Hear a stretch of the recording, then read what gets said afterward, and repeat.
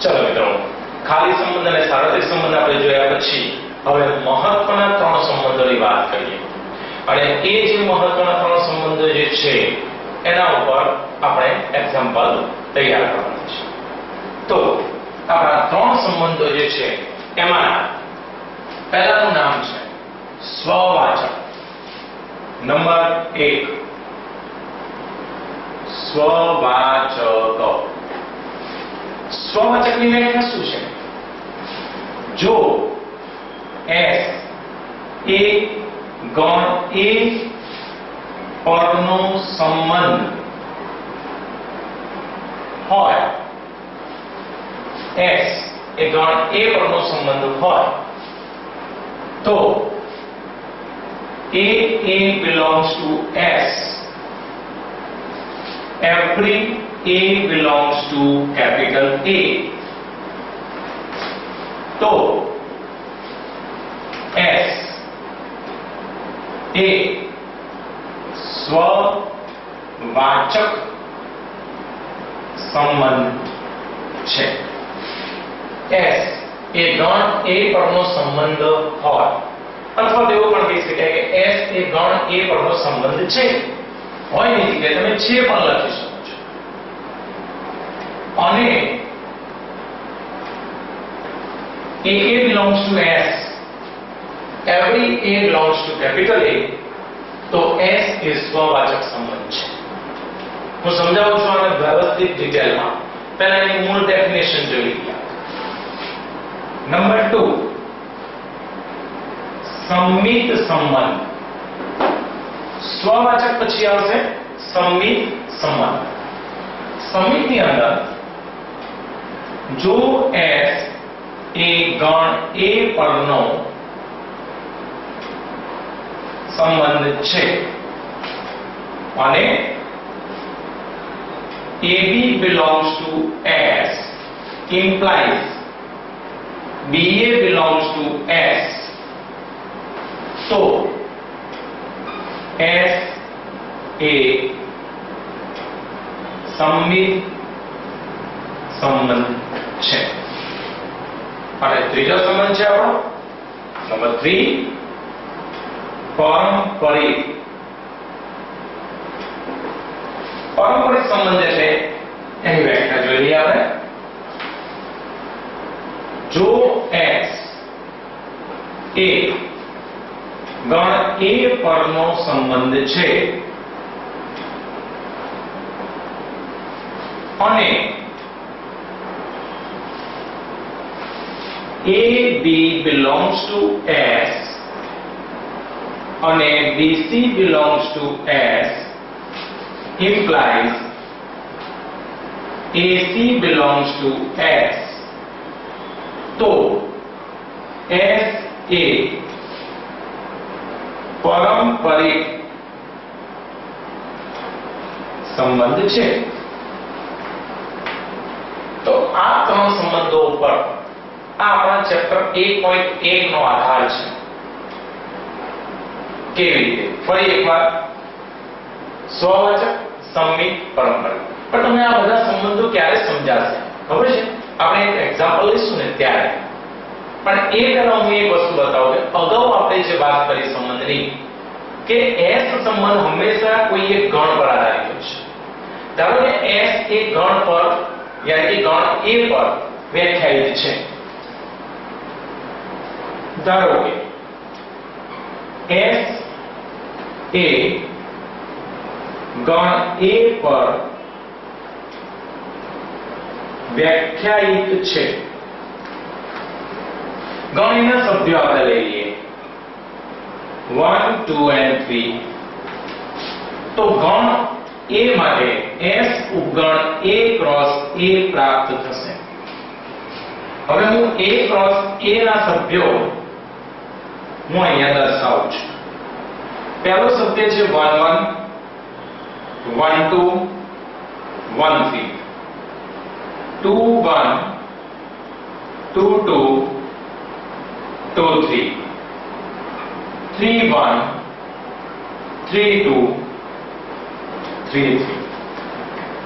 હવે અહીંયા આપણે જે 9 સભ્ય બતાવે એની જગ્યાએ 10 15 હોઈ શકે, 50 હોઈ શકે, લાખ હોઈ શકે, અનંત સભ્યો યાની કે ક્રમયુક્ત જોડો હોઈ શકે. અને આ ક્રમયુક્ત જોડોમાંથી કઈ જોડ એ સ્વવાચક સંબંધ ધરાવે છે, કઈ જોડ સંમિત સંબંધ ધરાવે છે, કઈ જોડ પારંપરિક સંબંધ ધરાવે છે, એ આપણે શોધવાનું છે. તો હવે તમને વ્યાખ્યા બરાબર સમજાશે. સૌથી પહેલા A belongs to S, યાની કે ગણ A માંથી બે સભ્યો લેવાના અને બંને સભ્યો કેવા છે? સમાન. બરાબર યાદ રાખજો. હું આ રીતે સમજાવું છું તમને. જો સ્વવાચક સંમિત પરમે, સ્વવાચક એટલે એક આંગળી, સંમિત એટલે બે અને પારંપરિક એટલે ત્રણ. ફરી એકવાર, સ્વવાચક એટલે one finger, સંમિત એટલે two finger and પારંપરિક that means three fingers.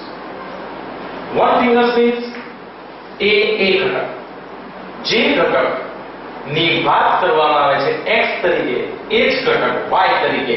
યાની કે તમે આમાં જોઈ શકો છો કે 1 ઘટક બંને ઘટક સેમ છે, 2 બંને ઘટક સેમ છે, 3 બંને ઘટક સેમ છે. તો ત્રણ જ ઘટકની વાત સ્વવાચક માટે થઈ શકે. હવે ક્લિયર? જ્યારે પણ આ પ્રકારના એક્ઝામ્પલ ગણવાના હોય ત્યારે વારંવાર આ મારું લેક્ચર રિપીટ કરજો, 100% રિપીટ કરજો.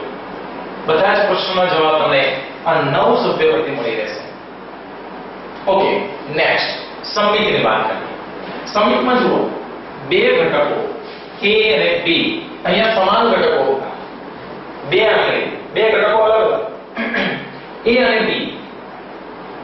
તો આમાંથી જે અલગ અલગ ઘટકો તો જો 1 2 અલગ છે, 1 3 અલગ છે, 2 1 અલગ છે, 2 3 અલગ છે, 3 1 અલગ છે, 3 2 અલગ છે. તો કોઈ પણ બે ઘટકો એ આપેલા સંબંધનું પાલન કરતા હોવા જોઈએ. એ રીતે જ આમાંથી પસંદ કરવાના છે. અને એ બે ઘટકોના ઉલટા ઘટકો AB ના ઉલટા BA અને એ ઘટક જો આપેલા સંબંધનું પાલન કરે તો સંમિત સંબંધ. કેટલું સરળ છે સમજવામાં. બે ઘટકો ધરાવતી એક ક્રમયુક્ત જોડ આપેલા સંબંધનું પાલન કરે એ જરૂરી છે. અને એ જ ઘટકોને ઉલટા લઈ લેવામાં, 1 2 ના ઉલટા 2 1. તો 2 1 એ આપેલા સંબંધનું પાલન કરે તો સંમિત સંબંધ. ધારો કે અહીંયા એક જોડ છે આપણી પાસે 1 2, તો એની બિલકુલ ઉલટી જોડ પણ છે આપણી પાસે 2 1. આ બંને ઘટકો એ સંમિત માટે લઈ શકાય, રાઈટ? એ જ રીતે 1 3 અને એનું ઉલટું છે 3 1, તો આ પણ લઈ શકાય. અને 2 3 એનું ઉલટું છે 3 2, આ પણ લઈ શકાય. તો આ બધા જ ઘટકો સંમિત માટે કામ કરે છે, પણ જરૂરી નથી કે 1 2 એ આપેલા સંબંધનું પાલન કરે તો 2 1 પણ આપેલા સંબંધનું પાલન કરે જ જરૂરી નથી. જો ન કરે તો સંમિત સંબંધ નથી, અને જો એનું પાલન કરે તો સંમિત સંબંધ છે. તો સંમિત સંબંધ વિશે ખબર પડી ગઈ. ઓકે, નેક્સ્ટ પારંપરિક સંબંધ. અહીંયા 3 ફિંગર્સ, યાની કે સૌથી પહેલા બે ક્રમયુક્ત જોડ તમારે પસંદ કરવાની રહેશે. 1 and 2, 2 and 3 implies 1 and 3. ફરી એકવાર, 1 and 2, 2 and 3 implies 1 and 3. That is પારંપરિક સંબંધ. Okay, AB belongs to S, BC belongs to S. અહીંયા implies ની ડાબી તરફ લખેલી આ બંને જોડ એ આપેલા સંબંધનું પાલન ફરજિયાત કરતી હોવી જોઈએ તેવી જ જોડ પસંદ કરવાની. આ બંને જોડ જો આપેલા સંબંધનું પાલન કરતી હોય તો પ્રૂવ ઇટ કે એથી પણ આપેલા સંબંધનું પાલન કરે છે. યસ તો પારંપરિક છે, નો તો પારંપરિક નથી. તો આવી જોડને હું પાસ પાસેની જોડ કહી શકું છું. કેમ? A B B C B B બંને સાથે આવે છે, બંને જોડમાં B B કોમન છે, એટલે આ પાસ પાસેની જોડ કહી શકાય. દાખલા તરીકે આમાંથી આપણે કોઈ પાસ પાસેની જોડ પસંદ કરવી છે, તો ધારો કે મેં એક જોડ પસંદ કરી 1 2 this, અને બીજી જોડ પસંદ કરું છું હું 2 2,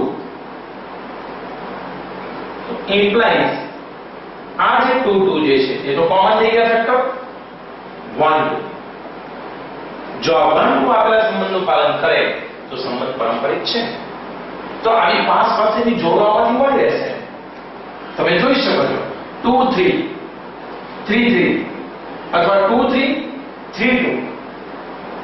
બધી પાસ પાસેની જોડ છે અને આ જોડો પર આધારિત પારંપરિક સંબંધ ચેક કરવામાં આવે છે. ટૂંકમાં કોઈ પણ ગણની વાત કરી હોય તો તે ગણનો ક્રોસ ગુણાકાર દ્વારા મળતી તમામ ક્રમયુક્ત જોડો માંથી જ આપણે પારંપરિક, સંમિત અને સ્વવાચક સંબંધ ચકાસવાનો છે. તો હવે આપણે આના પરના એક્ઝામ્પલ જોઈએ. એક્ઝામ્પલ પહેલા સંમિતની સાથે સાથે વિસંમિતની પણ વાત કરી લઈએ. ચાલો